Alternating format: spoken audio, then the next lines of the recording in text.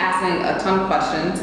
My kids come in the classroom, I ask them like how they're doing, how was their weekend, what they do after homework the previous day, and it gives me a lot of insight into like what they're doing and themselves outside of the classroom. But I think it also signals that I really care about them because I am really interested and I pay attention and listen really hard to their answers. And sometimes they'll be really open and honest and things will come up like, I had one student come tell me that she was really tired because she stayed up all night taking care of younger siblings, and that's something that I want to know as a teacher so I can help her work through that. So I definitely try to ask a ton of questions and don't assume. Yeah. I think especially like, it's kind of human nature to look at someone and think that you know a lot about their background when you don't. Like a lot of my students are minorities and they are people of color, but I have Haitian students, Cape Verdean students, Black American students, and I think a lot of times we can all get grouped into one pot, but I think it's important to make sure that like each of their cultures are valued, and I don't assume that just because you look a certain way that you come from a certain background. Yeah. Have you had it play out? Do they make assumptions about you? Oh, absolutely. Because you're a teacher of color? Yeah. Oh, absolutely. Yeah, it's funny because actually they assume that I'm from a pretty affluent background because, I teach and I try to speak really correctly and I try not to introduce, a lot of slang. And so they're actually quite surprised, and I tell them that, I had a single parent, I wasn't in contact a ton, with my father growing up, and that we didn't have a ton of money. So I dealt with some of the same issues that they dealt with, and I think it opens their eyes too because they assume things about me that aren't true. And I think that them having examples of people who, come from similar backgrounds that, do develop the habits of the, people of the culture of power is really powerful for them because they don't feel like it's just a cop-out like that, if you adopt the culture of power, then you're somehow not staying true to who you are. It's just like, I'm in the classroom, it's in a professional environment, and so I'm going to conduct myself as such. Now, outside the classroom, when I'm with my family or friends, I may act a different way, and a lot of them get to see that too because I'm the basketball coach. Yeah. And so they kind of see the code switching that I do, and I think it's really powerful for them to see. Do you talk about that with them? Sometimes they will tell me. It kind of happens not as formally. Sometimes they will say, Ms. Smith, that came out of your mouth. I can't believe you said that, or I would say ain't, or do double negatives. Which you never do. In the middle of algebra too. I usually do not know because, like I said, we're in the classroom. We want to keep it professional, but on the basketball court, that's fine. We're in a more casual setting. You totally can do that. And we've had conversations about that, and they mostly think it's funny. But I do think it gets to the point of, I think there are different parts of me, and I do not have to completely negate where I come from, but there are certain settings where behaviors are expected of you. Yeah. You say a little more about your kids, Haitian, Cape Verdean, et cetera, et cetera. Yeah. What it means to get to know their background and how that plays out in school and relationships and. For sure. Yeah. So I have a student in particular, I don't know if we should use names or anything, but pick one up. Yeah, she is Haitian, and so her parents, they're really big on respect, and her parents don't like for her to look at adults in the eyes. And so she would come to class and wouldn't give me eye contact, and I'm like, Tyler, what's going on? And she would say, well, my family doesn't like me to look at adults in the eye.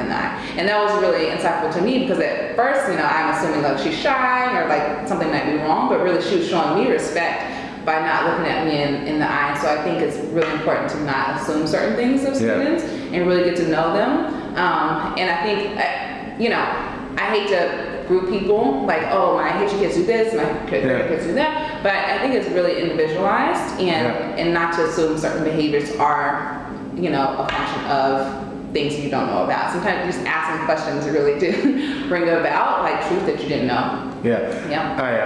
We talked last year about different ways you can. I feel like these conversations are always a little bit tricky and a little uncomfortable.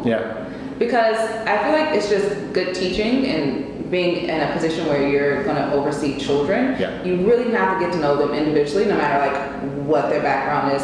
Every child is going to be different, And so you have to spend that time. Like you might have to go to the after school activities, the basketball games, the cultural dance clubs, that sort of thing, to really get a holistic idea of a child. And I think that's like the meat of it, because if you share much of yourself and you also like get to know them, I think it creates an environment where kids are, you know, in your classroom, they're excited to be there, they're more comfortable, so they're taking more active risks. And I think that's just good practice for everyone. So, I mean, there are differences between our kids at Match and like their white suburban peers, right?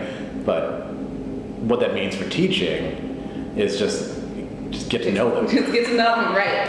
And don't assume things, right?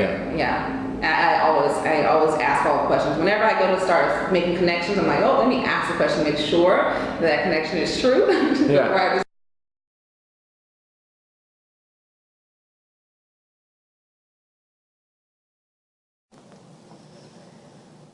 Okay, so walking down the hall, and Keon, a student at our school who's in 7th grade, has his pants down again. He's sagging again.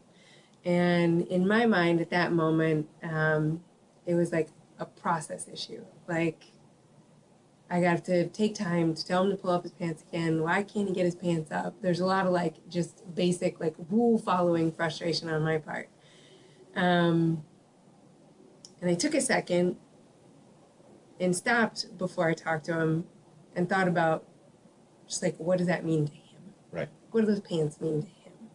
And that this actually is not about me, and nor is it about my rules. So I'd say the first thing, like stepping out of that, is like that it's extremely important to understand that you are not that kid. You're not their age. No matter what you look like, you are not their age anymore. And the chances are probably that you don't live in the same neighborhood that kid as a tutor or as a teacher. And that maybe some part of you does understand what they're going through, but not all of you. And so I think that's probably first key to like thinking about just approaching the culture of power, period, is approaching it sensitively. Because you may be a part of it, you may not totally be a part of it, but either way, like being older is a part of the culture of power. To a kid. To a kid, and to our society. I mean, older folks hold more weight in our society. And no matter what age we are older than our kids. So I approached him. I said, Keon, it's, can we talk about your pants? And he was a little bit caught off guard by that. And so, I brought him in the other room and I just said, I understand that you have your pants down all the time, and we've tried to correct it a number of times. Like, can you just tell me like what it means to you? Why do you do it? Because I don't know.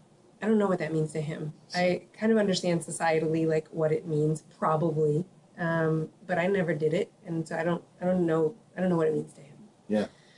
And so I have to learn that from him. And so he said, I just feel like basically, in essence, I don't want to look like a nerd.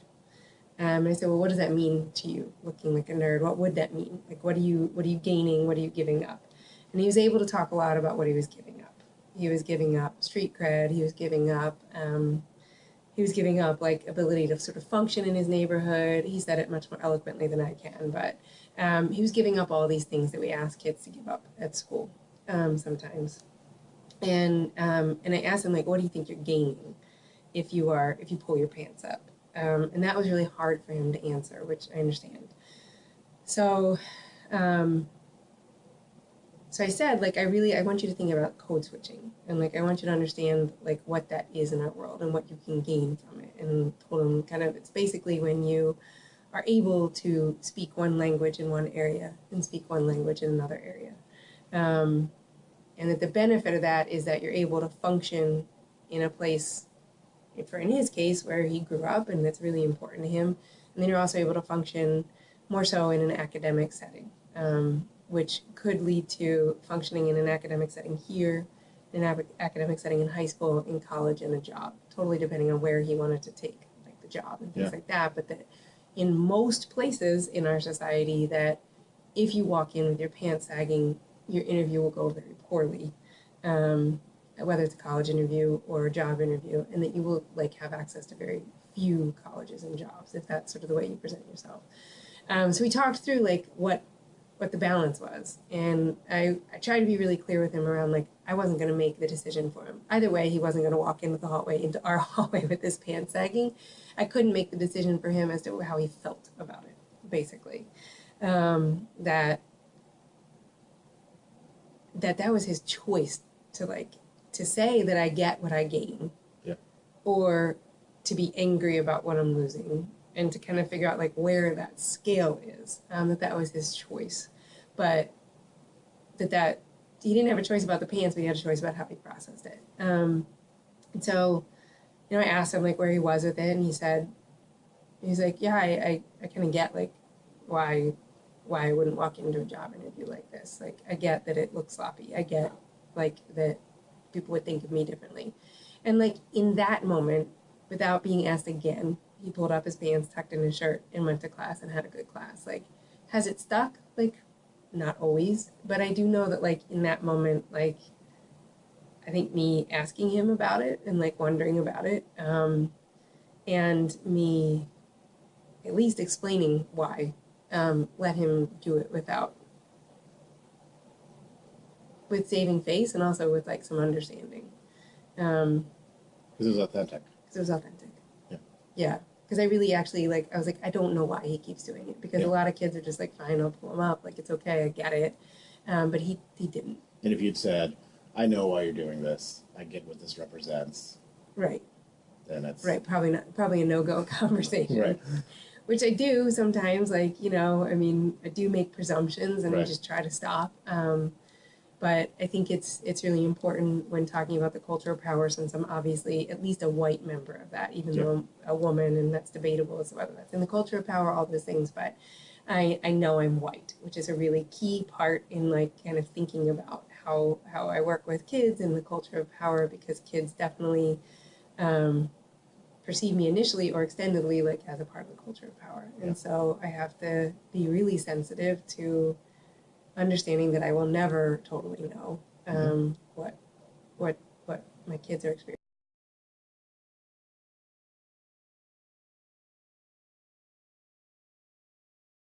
Yes, and I think one thing that is common throughout all cultures is being respectful and friendly and humble, and of course maintaining that attitude of that you are a learner. Works. I mean, that works in it seems in my experience in all cultures. It's like everybody wants that, and of course that we are so dedicated to the children, and the families as part of that. I think that is very, very meaningful to our families. You think of like maybe a really great tutor or a really great teacher that has done a great job, like outside of like the whole school setting, like in the classroom or individual relationship setting of like really showing that they're interested in their kids' culture and that like that culture has value. I have an example of one of our teachers. One of the younger students, I think it was in kindergarten or K1, didn't want to wear the hijab or the sif. And so she was kind of giving her mom a lot of guff about wearing it. She didn't want to wear it in school. And her mom actually talked to the teacher about it. And so then the teacher made a big deal about how beautiful it was and how it was really something to be celebrated.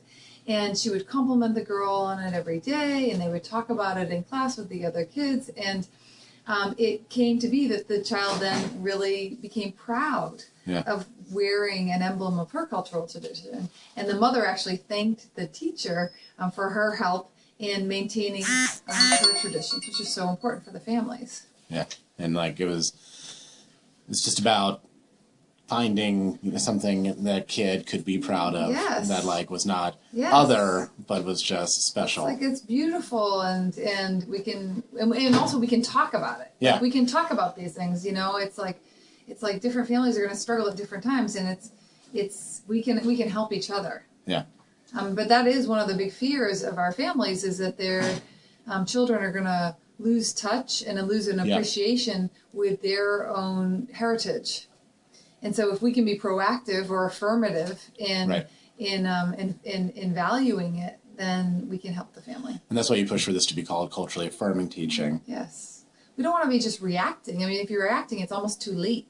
Yeah. You want to be out ahead, and that's one of the reasons why we say to the children, it's really important for you to speak your own language, your family's language, because at home they will be saying, "Oh, I don't need to speak that. I just want to speak English," right. And that the parents tell us that, and so we say to them, like, speak Spanish, speak Creole, speak Portuguese, and then, like, I think it's fun when our staff members actually speak with them too. Yeah. So when you are speaking Spanish or French or approximation of Creole with the kids, like making an attempt, that values that. Right. And showing them, like, it's so important. Like, I wish I knew 2 languages or 3 languages. Oh my gosh, you're so lucky, and you got to keep that going. So you've got this rigorous English, Western-driven curriculum yes. that you're responsible for as your school. Yes. And you want to make sure that doesn't replace. Yes. Right. Right, and I think that we can validate it in our words. We can validate it in our curriculum and in our reading.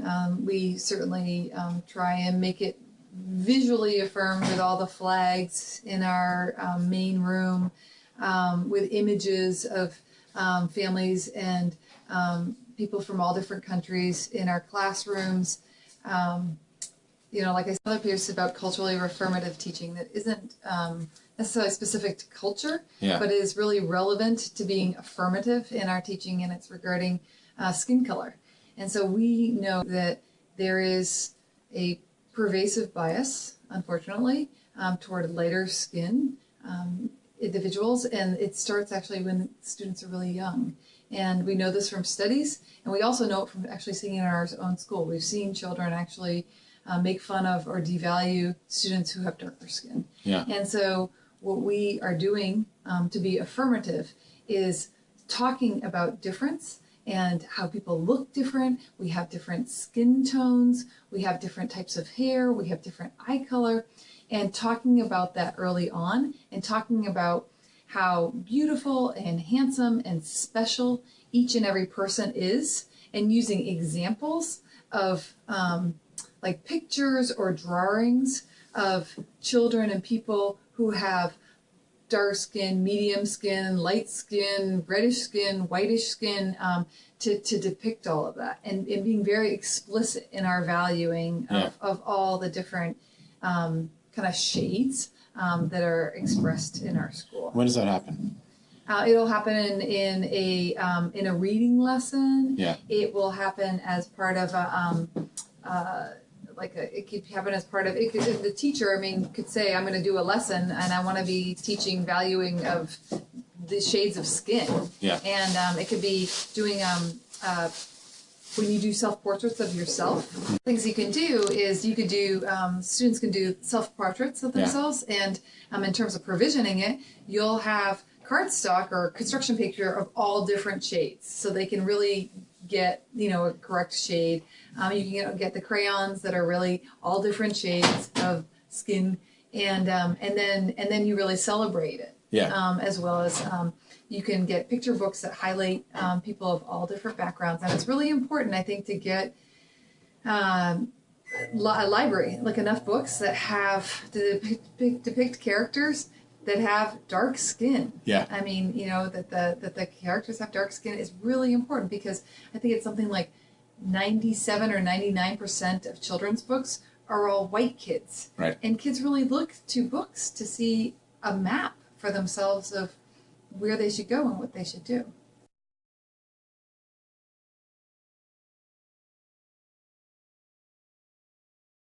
When you talk about kids, it's important that when you talk about just my lens and how I see my kids, and who do I look at? Me. Okay. And to understand how I see kids, our kids, each and every single one of our kids, it's important to understand kind of where I'm coming from. And I still remember my first encounter with the culture of power in a very big, splashy kind of way.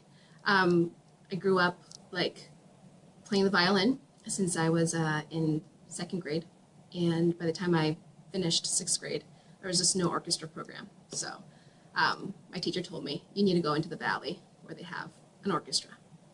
So went to the orchestra, and that was the first time I was in a room with mostly white kids, and upper middle class Asian kids. I've never been in a room with that many in my life. I noticed that I looked different, yeah. I dressed different, I talked differently than they did, and that hit me in a big way, and I felt inferior and not seen. And so there begins a journey, right? And I think it's important, like when I meet every single one of our students every day and their families, that I really see them and get to know each one. And not like it's a curiosity thing, it's just like, let's get to know, like, how was your weekend? Yeah. What did you eat? Yeah. What are you looking forward to eating tonight? And then getting to know like all the different people in each kid's family. And there's a recognition there of just being seen, and not just being seen as an individual, but also everything that's important to me.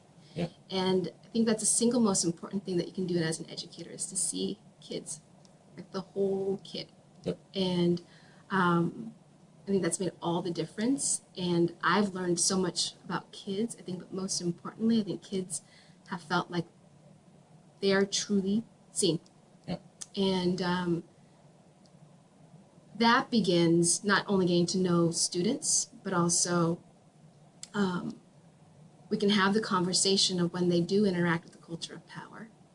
And they can ask questions because there's a comfort, there's an authenticity in our relationship that students will ask after they've like come back from the museum or have come back from showing a donor around or a group of visitors around or playing against another team that's mostly white of Swang, like, this was different.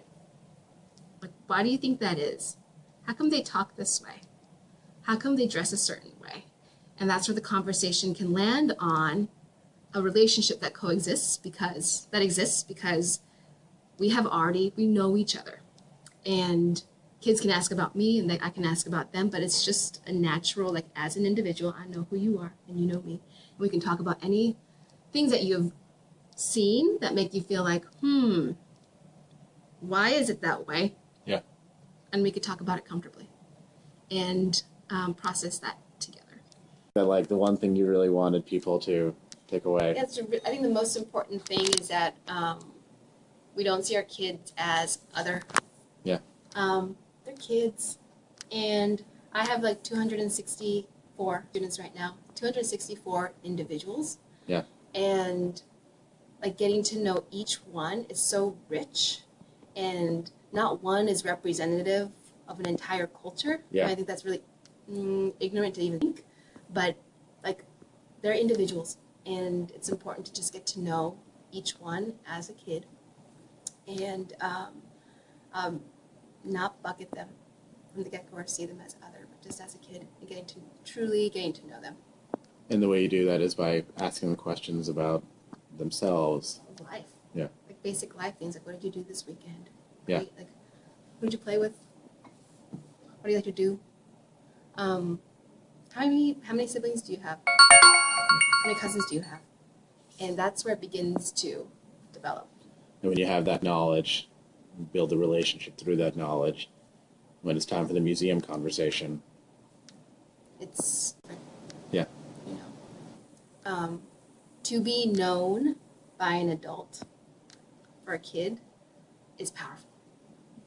And so for an adult to be genuinely interested makes a huge impact. That can go really poorly if you're reaching across cultures and you start boxing. And seeing kids as other. Yeah. Part of the other culture.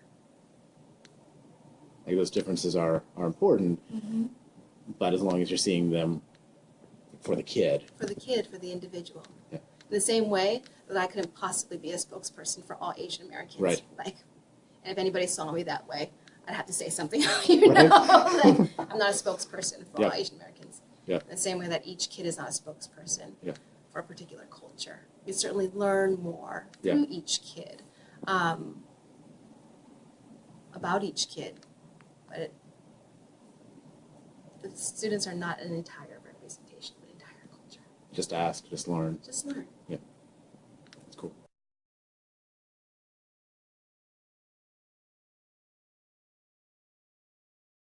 Making students' culture a part of my class, I'd say the biggest way in which, as an English teacher, I've taken advantage of that opportunity is to be very thoughtful about the books that I teach. Especially in 8th grade, I have a little bit more flexibility in that while there are certain texts that I feel are important for students to know coming out of middle school, right, I don't have to teach kind of like an American Lit or British Lit curriculum. And so that opens up opportunities for me to pick texts that I think will be more relevant for students' lives, right? So for example, I often use Junot Diaz at the beginning of the year, because I think it's a text that, since about 33% of my students are Latino, and we have a very big Dominican population in our school, the references both to kind of Dominican expatriates in America, but also to life in the Dominican Republic, is something that I think a lot of the students that I teach can relate to and can make someone who is, is one of my favorite authors, Junot Diaz, a very high, someone who's a very high literary merit, but also someone who comes from their own culture, I think makes literature seem like something that's not as distant. At the same time, I also, like I said, try to find smaller texts within the text we're reading to incorporate. So, we read a short section of James Baldwin's Notes of a Native Son at the beginning of the year. And one of the central issues he talks about is kind of the anxiety and the self-fear that comes from being black in America. And again, it's an issue that, while I can't necessarily relate to, a lot of my students can. And I think putting that at the forefront of the questions we're asking allows students to bring their own background knowledge to the class that they might not otherwise have the opportunity to do. I also think about ways in which to incorporate students' cultures in assessment projects. So for instance, we read Othello, right? Shakespeare pretty much is as much as part of the Western canon as you can get. But the lens through which we read Othello is different. We analyze Othello from a post-colonial perspective, right? And we often look at the ways in which Othello both conforms to and challenges stereotypes of black characters.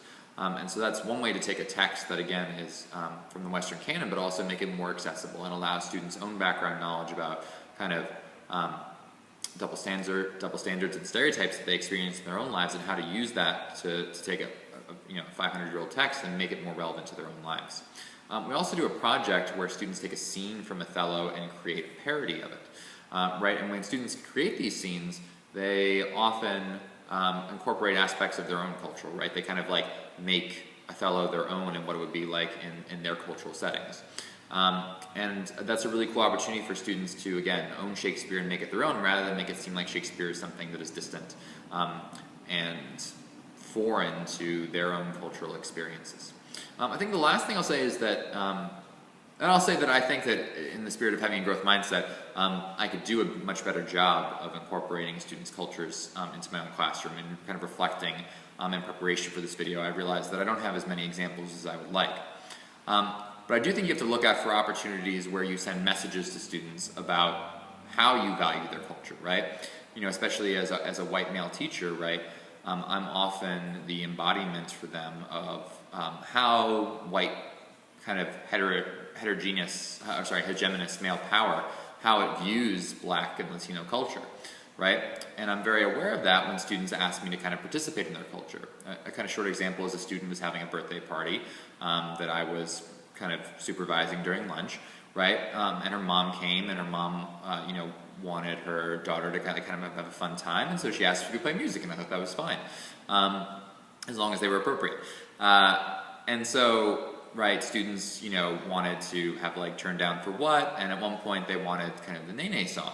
And all the students were kind of joining in and dancing, and I'll be honest that, dancing is something that is very uncomfortable for me. I kind of hate dancing and try to avoid it at all costs, but at one point kind of students then turned to me and was like, "Oh, Mr. Blitzer, do you want to join us?" And I realized at that moment that I was going to, whichever way I chose, send a real message about what I thought about their cultural context, right? Whether I thought it was something that I would join in and kind of go out of my comfort zone to join in, or whether it was something that, from my position of power, I wasn't going to take part in. And so of course I did the Nene with them, because, right, I asked them all the time to access and to engage with a culture that is different for many of them, right? And if I'm not willing to model the same willingness to kind of dive into a culture that's not my own, then it sends a pretty terrible message about really how, again, white culture views other cultures, and I want to model for my kids that, you know, while they will face discrimination in the world, and that many white people won't validate their culture, that, you know, there are those who do validate it, and that they should